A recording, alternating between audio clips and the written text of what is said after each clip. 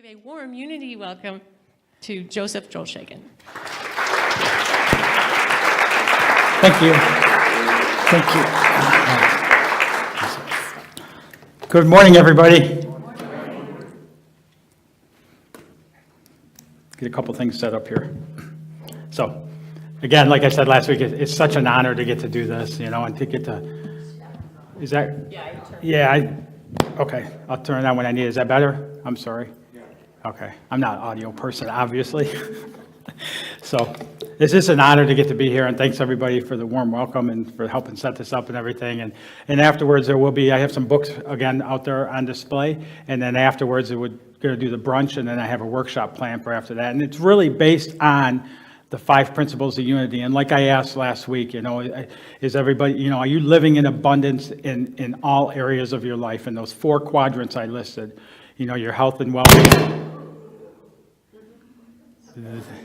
Oh, whew, thanks, because I was afraid to move. Health and well-being, love and relationships, your vocation, life, work, and your time and money freedom, And if we're not, that's what this workshop is to help you do. And you'll walk away with tools from that workshop and hopefully from today's service with motivation, but you'll also have tools that you'll walk away from the workshop with that you can apply into your life. So I really, and so last week I had talked about the first part of that unity principle number 3, which is I create my experiences by what I choose to think. And I kind of gave, not homework, because I've never been a homework advocate of it, but I kind of gave to anybody a challenge. And I'm just wondering if anybody went home, and the challenge was, first off, was to notice what you're noticing and kind of focus on what those thoughts are that are running through your head. Anybody do that? Anybody focus on that? And yeah, we have a couple. Can I get just a couple inputs as far as like what, if you don't mind sharing? If it's too personal, that's okay. But if it's something you can share, just what you noticed. Like at work, how much work I had to do. It wasn't what I accomplished. It was. Oh, that's a really. Yeah. Oh, thank you. And we're gonna need you to stand up again in the highlight. Come up here on stage. What's your name? Trish.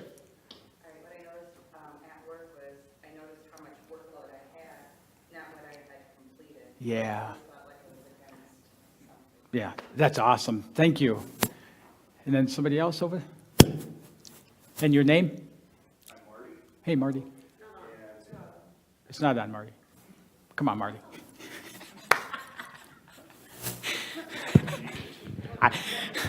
I'm Marty. Hey, Marty. And the thing I focused on this week was my aches and pains and the idea of, God, I'm getting old and this sucks and this is hurting. And I really focused on that in my meditation all week. And I noticed my backache is leaving. Yesterday I biked at 8 in the morning, did a yoga class, Nice. Mowed an acre, went rollerblading, kayaking, swimming, and then biked to Ely. And I feel great today. That was 3 hours. What'd you do the rest of the day? There's power in that. Yes, thank you. Thank you. And was there anybody else that? Okay, because both of those things. So when you were looking at work and rather than looking at what you accomplished, what you had in front of you to do, did it feel like you were more? Do you feel like you were more buried that way, where it's like where when you start looking at your accomplishments, it changes that. And last week I had talked about that common hour thinking. That common hour thinking. I'm just reminded of that common hour thinking being, how am I going to get through the end of this month and pay the rest of my bills? Versus an elevated, a higher level thinking, asking bigger questions, which is how can I go to the south of France for 3 months and make $10,000 doing it? And that's that switch right there. That's that, look how much work I have to do thought versus, wow, look what I've accomplished today thought. And then the same thing with the aches and things like that and stuff. The more focus I put on those things, the more I keep bringing those things into. So I want to start, I need that mic back. I want to start with a 3-minute video clip that I brought with me today. And before I do this, I just want to state something that's really, really powerful for me. So I got a surprise Friday night. My son showed up here from Michigan, and I think the last time I saw him was February, March, and so it was like a total surprise. I wasn't expecting it or anything. So it is like a awesome Father's Day to have that gift and to see that show up. And it's another area where I don't have to control and manipulate and force and everything else, and I can just go about it and these things show up. And all I talked about last week, I was speaking to somebody, and I said, man, I'd really love to see Joey for this weekend. And part of me even, as much as I love doing this, part of me was going into those thoughts, if I wasn't speaking Sunday, I could probably go there and see him, and I started doing that, but it was like, you know what? I remember everything works out for my benefit if I allow it to. And so him showing up here was just more testament to that. So you guys got one of these things? Connected to Bluetooth. They are awesome. I have 2 of them now. I don't know why. Maybe in case one goes down or something.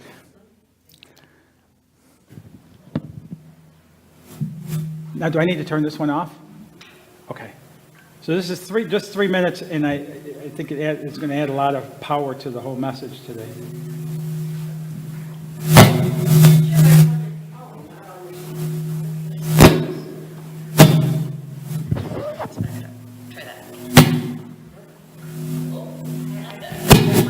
It worked last time.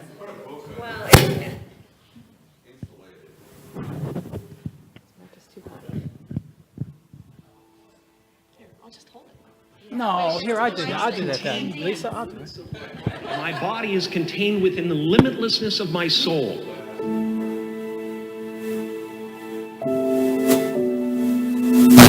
I've often said that I wished people could realize all their dreams and wealth and fame, and so that they could see that it's not where you're going to find your sense of completion. I can tell you from experience, the effect you have on others is the most valuable currency there is. Because everything you gain in life will rot and fall apart, and all that will be left of you is what was in your heart.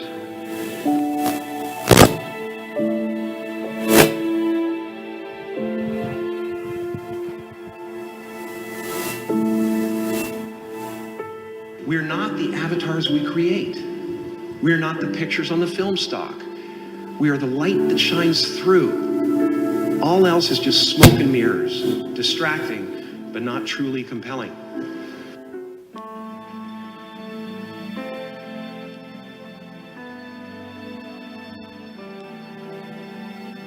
Our eyes are not viewers, they're also projectors that are running a second story over the picture that we see in front of us all the time. Fear is writing that script. Now, fear is going to be a player in your life. You get to decide how much. You can spend your whole life imagining ghosts, worrying about the pathway to the future, but all there will ever be is what's happening here, and the decisions we make in this moment, which are based in either love or fear. So many of us choose our path out of fear disguised as practicality. What we really want seems impossibly out of reach and ridiculous to expect, so we never dare to ask the universe for it. I'm saying that you can ask the universe for it. Life doesn't happen to you, it happens for you. As far as I can tell, it's just about letting the universe know what you want and working toward it while letting go of how it comes to pass. Why not take a chance on faith? Not religion, but faith. Not hope, but faith. I don't believe in hope. Hope is a beggar. Hope walks through the fire and faith leaps over it.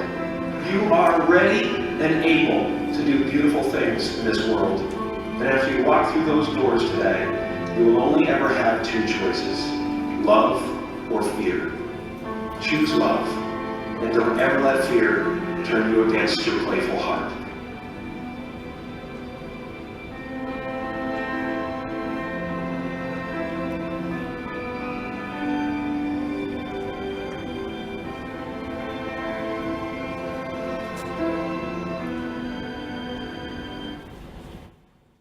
I don't know if anybody's ever heard that before. It is. But I love that message. I love that. And we talked, excuse me, and we talked last week about fear. And remember, I explained that fear is it's trying to hold us keep us safe, keep us in our comfort zone. And I didn't used to know that the bigger the step outside of my comfort zone I took, the more fear I would feel. So I would allow fear to direct what I was doing with my life and how far I would go into expanding and growing into what that vision and that dream and that goals were that I had for my life.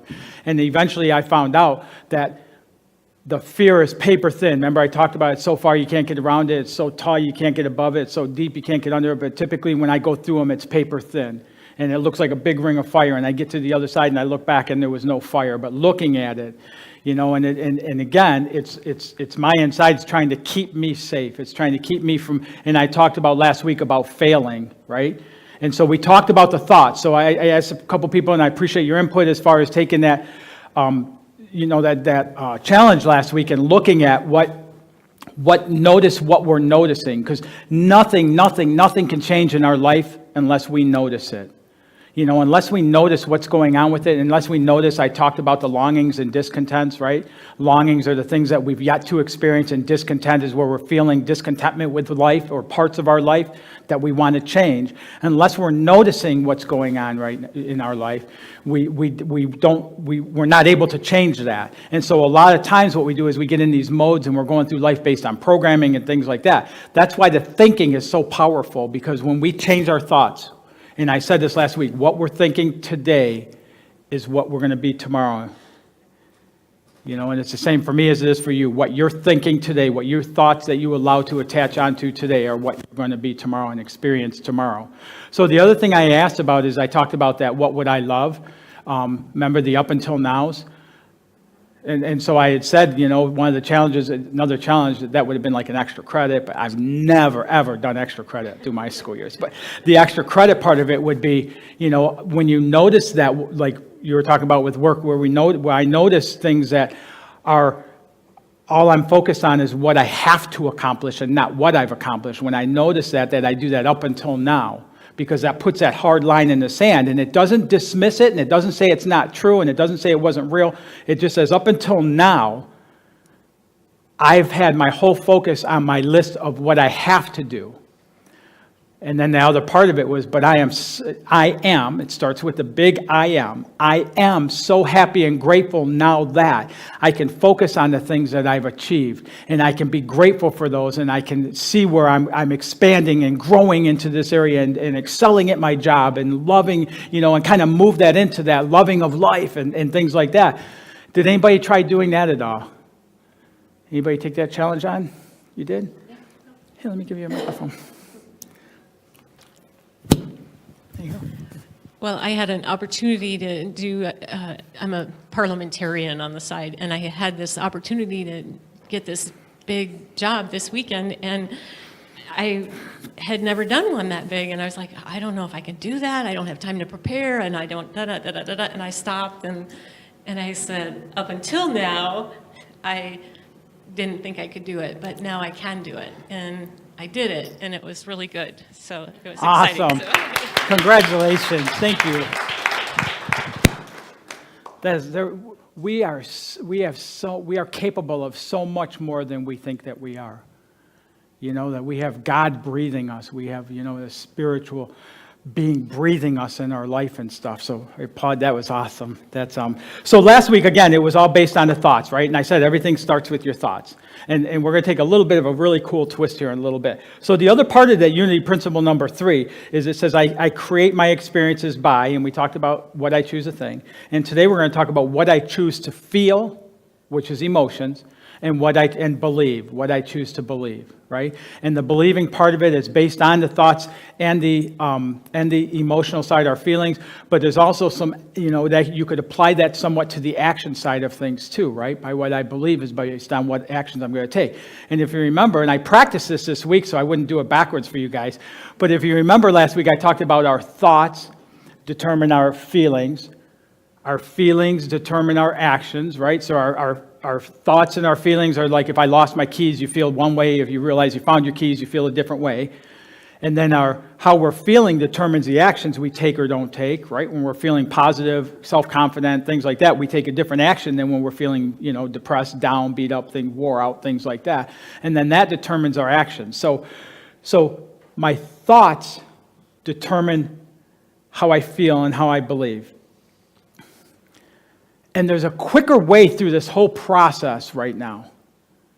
It's when I go into the belief, when I go into the feeling rather, when I go into that emotional side. So I can follow that whole track there, or if I can go right to the emotion or the feeling side of that, and I look at how do I want to feel. And I'll give you a for instance for this.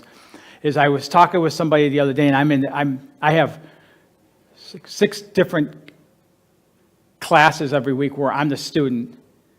And then I have the classes where I'm coaching with my clients, group, individual, whatever and stuff. So I'm constantly, and I like it, but sometimes it's challenging. I'm constantly going back and forth between the two, whether I'm, a beginner with my believing and things like that and learning and stuff like that, or whether I'm the person that's supposed to have the knowledge and teaching and stuff. So I'm on this mastermind call, and we're going through things, and somebody talked about having a speaking event with, I think it was 300 people to it. And so they were talking about it, and I could kind of feel this little thing inside of me like, So then we're going through it and stuff like that. And then one person later, talked and they spoke about, they just got married. And they found the dream man, and he's like, and they were really kind of like putting a lot of adjectives to it and stuff like that, which, I do in my own life and stuff. And I could feel that tighten again. And I could feel that, what about me feeling coming up? And I could feel that where somebody gets, something that I want, and I feel kind of like I start feeling limited. Ultimately, it's what it is I'm feeling limited, like mine's not there. There's not enough for everybody, and you got that, what there was available, and now, and that's what that whole feeling is. And I used to live by that feeling all the time.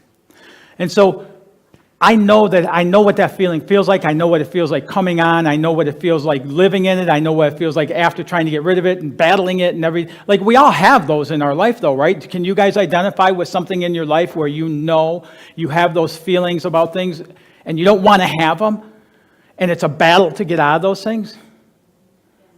Yeah, remember, interactive people. I forgot that from last week.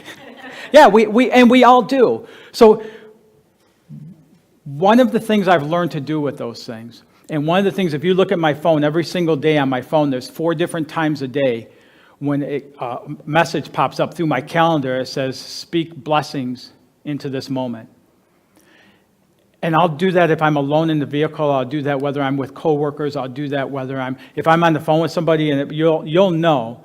Because if I'm ever on the phone with you and I all of a sudden break the conversation and start speaking what a blessing you are in my life and things like that, that's what happened, is my time came up. And the more I follow that, the more often that I really, really, really love my life.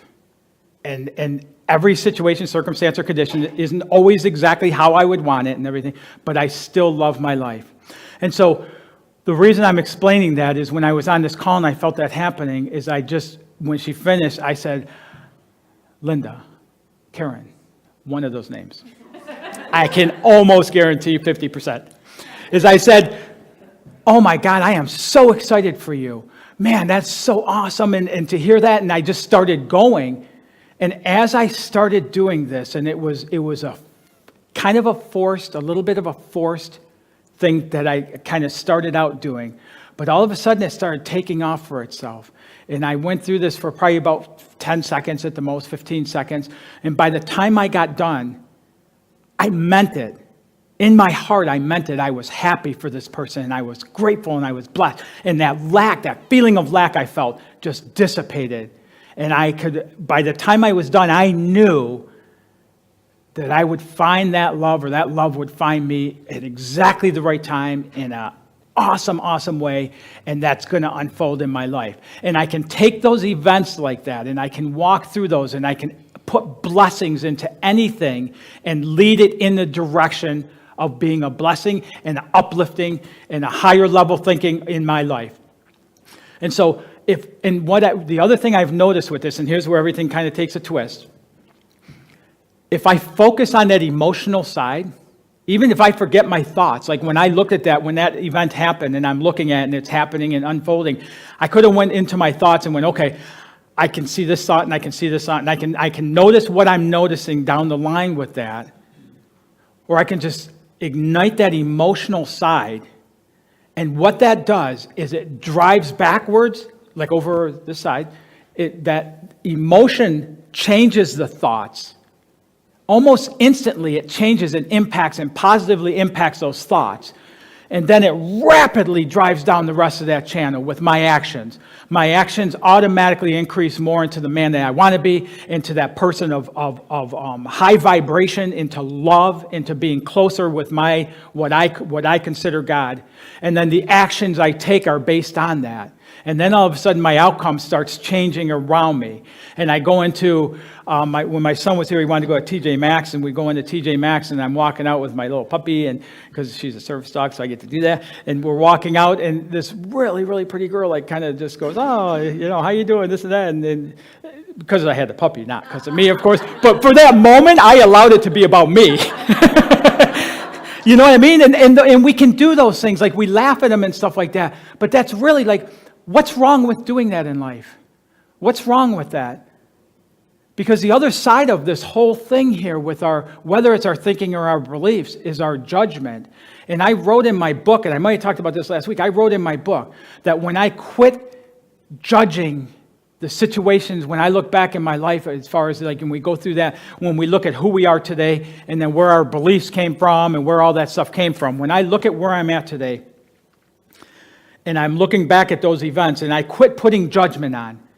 I quit putting my perception on it. And I said, when there's no good or bad, there's no right or wrong, there's no fair or unfair. And if I choose to believe that life happens for me and not to me, why is this happening in my life? And when I started asking that question,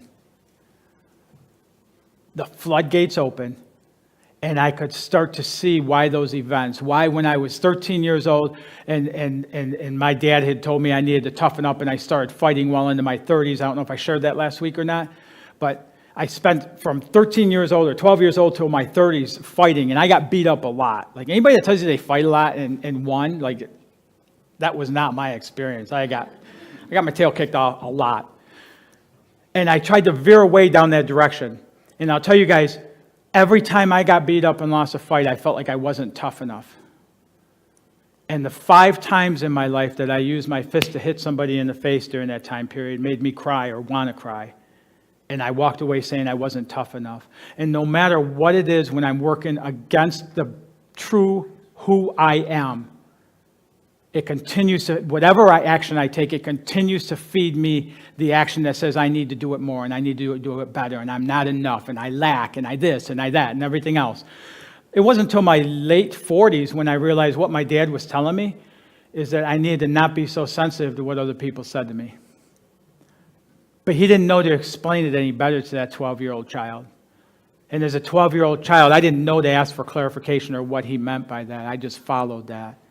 And then later on, when I went through my divorce the second time with the same woman and stuff like that, and it was the most brutal thing I've ever been through in my life.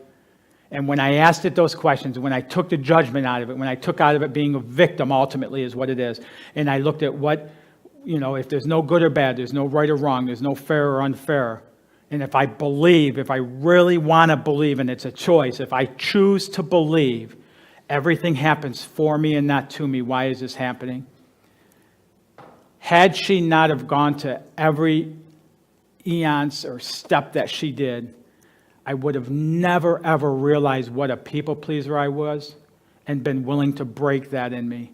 But because of how far it went, it forced me to change. And that's some of the stuff I talk about in the workshop today, is there's 2 ways of changing. We either change based on that longing and discontent, and we want improvement, and we want to get excited, and we want all the passion, and we want all of that stuff, or it happens out of a wake-up call, whether it be a divorce, an accident, a health issue, things like that. And my whole passion in my life is to help people step up and say, man, I want to live that excitement. I want to experience that I love my life feeling on a daily basis or a regular basis, and move into doing that and not wait for one of the wake-up calls to happen. So, coming back on task here, this is why Joe needs notes, people. We could be here for 2 hours.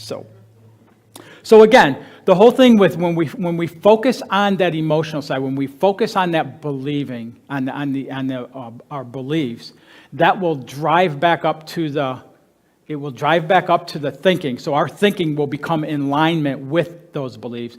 And then driving downward through the, the actions and the outcome, like much quicker will improve and change. And we'll see that drive forward and stuff. So I wanted to make sure I got that in. And then I talked last week, I mentioned the word paradigms, right? And paradigms are patterns of belief. They're things kind of like I was like at that 12-year-old kid up into my 30s and stuff, or the people pleasing, which I always thought, I've laughed about this, but like I've always been afraid, up until now, I've always been afraid of females. Because what I learned in my life is no matter what I do, I can't please you. And no matter how far I go or who I act like or how I act or anything else, I can't please you. But that was my belief that I chose to attach to. And today I can look at that and say, man, I am more than enough. I am a gift from God to that right person in my life. And I have a lot of females that I'm friends with that we wouldn't, intermingle that way and stuff like that. But I can grow from that. And it's not like there's males and females so much now since all this has happened. There's just that unity. And there's not that sex difference between us and stuff like that and everything. So and it's just that opening up of that, and allowing that. And again, I want to keep driving this back to, so let me ask you guys something, your beliefs. If you look at your beliefs, how many people feel like they have their beliefs in line and your emotional side of things is how you want to live your life on a regular basis? Anybody? Yeah? Yeah. Yeah, you do have to work on it. And I would say even a couple people who raise their hands, if that is the case, you probably still work on it though, right? It's not like it's just in place and it lasts and it just goes forward, because we continue that onion. I like the onion scenario, is we continue to peel another layer of onion as we go through our life and as we move forward through it and such. But we don't have to live in lack. I asked a question last week. How many people here, we all, well, we're familiar at least with the 5 principles of unity, right? Yes. Amen. Thank you. The whole group needed that. Okay. How many of us are living full total abundance in those areas? Yeah? Because, well, here's why I asked that question. We can be. And according to God's design for our life, we're supposed to be. He is experiencing, and I talked about this too, he's experiencing the human condition through our life. So do I want to show God lack and depression and sadness and anger and all of that stuff? Or do I want to show him abundance and happiness and freaking love like I've never understood, like I've never comprehended before? Like whatever we want to show. But at the end of the day, when we look back over our life, at some point, we have to take responsibility for today and tomorrow and the next day and even the yesterdays in our life. Because no matter what situation we were in, we had the freedom of choice on how we process that and how we understand that. And that it's so important for me that people understand that we're not victims of life. We're just living our decisions out. And that's a whole different way of looking at life. So I talked to you guys, again, I keep going last week. Good thing it's not a 3-week series. I'd get lost which week to refer to. But I talked last week about my story and how I spent 30 years in corporate America and I built up to everything, and I'm a vice president of sales and I've done all this stuff and my degree and everything else and stuff. And I just kept going down that path and going down that path and going down that path. And about 1.5 years ago, I was driving with my boss who was the president, and he said, I need you to go back to school because I'm going to retire in a couple of years. And instantly it came on me, I don't want to do that. And it was the first time ever in my life, in corporate America, but also in a lot of other areas of my life. It was the first time when I spoke up for my heart. It spoke up for my passion, and it spoke up for me, that I said, I don't want that. I don't want to experience that in my life. That's taken me the opposite way of where I want to go.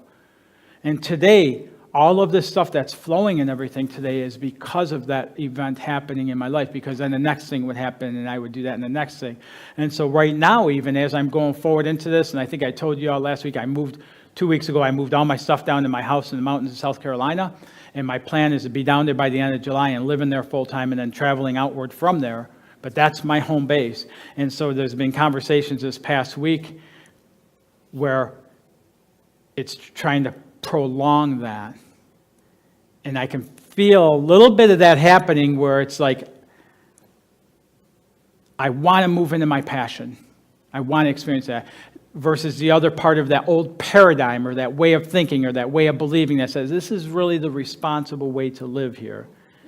Right? Right? And how many of us live by, this is the responsible way to live here?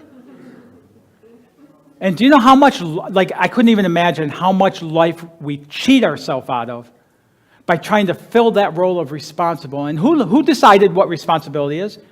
Like, let me ask somebody, like just one person, raise your hand real quick, and I'll tell you my question first, I guess, it helps that way, is do you think, did you make that decision for what responsibility looks like in your life? Is that all based on your own decisions and everything? One person, yes, no?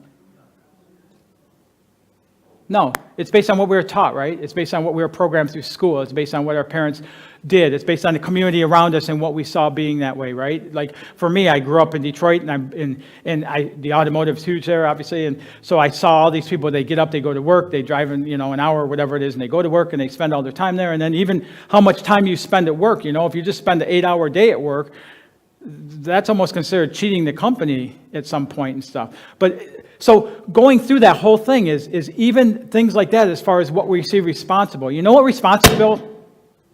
Was that me? I just need to know if I'm going to get electrocuted here. And I'm not opposed to it. I just want to know it's coming. All right, keep your hands up in the air, please. So where was I? So even with you know what responsible is for me today? So I spent 2 weeks here and 2 weeks down in South Carolina, and every time I'm down there and when I live down there, it's that I do not do any work on a Monday ever. And Monday is my day for regrouping, and it's my day for growing, and it's my day for relaxing, and it's my day for fishing, hiking, jeeping, whatever, but I don't work on Mondays. That's going to be what responsible Joe does in my life. Can you see how that's different than that other side? And this whole thing with whether it's our thinking, and you know what? I do think that. But you know what happened to me, how I came up with that decision, is I was down there and it was Monday morning and I was like, okay, so here's where I got to start crying. And I started going through that and it was like, man, what if Monday, and I started talking from that feeling side of me, what if Mondays was relaxing and exciting and taking Bella to a waterfall and fishing and, things like that, kind of like what your Saturday was, really. Kayaking, and I forget all the things you did, but what if that's my every Monday? And it started with that feeling, and all of a sudden as the feeling grew, and as I spoke more, the thoughts start going, which allow me to speak more into it.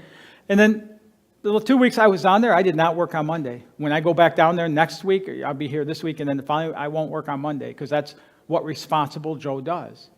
And we get to realign and we get to reignite what those things mean to us in our life and change those paradigms. And one of the key ways of doing that I have found is through how I feel, my feelings and my emotions and things like that. So a lot of this stuff I'm kind of hitting on right now because I wanted to cover a lot into this with the feel and believing for Unity Principle number 3. But the workshop, we kind of break this down and we actually get to practice in it and stuff. And it is a lot of fun going through the workshop, and you do walk away with at least 3 tools that you can apply immediately in your life and start raising it up to that higher level. So I think I went over. So I'm going to end there, and I really appreciate getting the opportunity to talk with all you guys and seeing all the smiley faces and everything, and especially that nobody walked out and I didn't get electrocuted. It's like a bonus, icing on the cake. Good point. Yeah, so I wanted to, okay, so I don't know if I could ever get asked back here or not again, so I might as well go for the gusto right here. Maybe I shouldn't.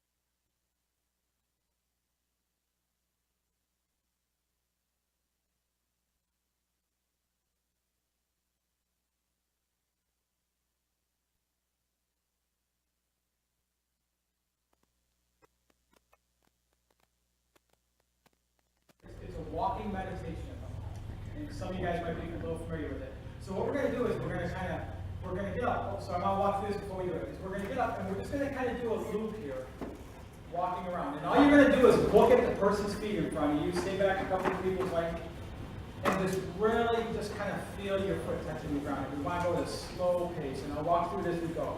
And we'll just do one lap around here just so we get a little familiarity with it, and then you can practice it outside. If you're open to doing this, that's awesome. If you're not, it's okay just to sit in your chair and kind of breathe in as we breathe through this. Okay, So Joe. we're going to kind of line up here. Now. Is that gonna work? Yeah, try to.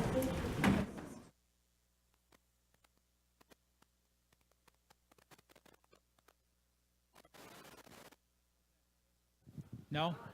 No? It's working that way. I really want to do the rap thing and then I won't though.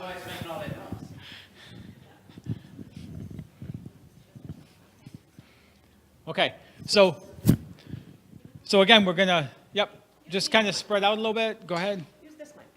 Try this mic. Can you hear me right now? Well, but the other people won't. Oh, yeah, okay. Which mic? Yellow.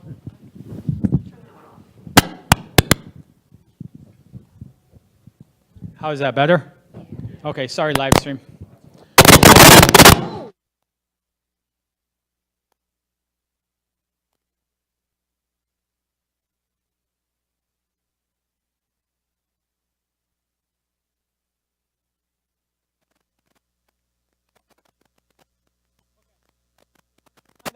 So here's what we're going to do. We're going to stop before we start moving.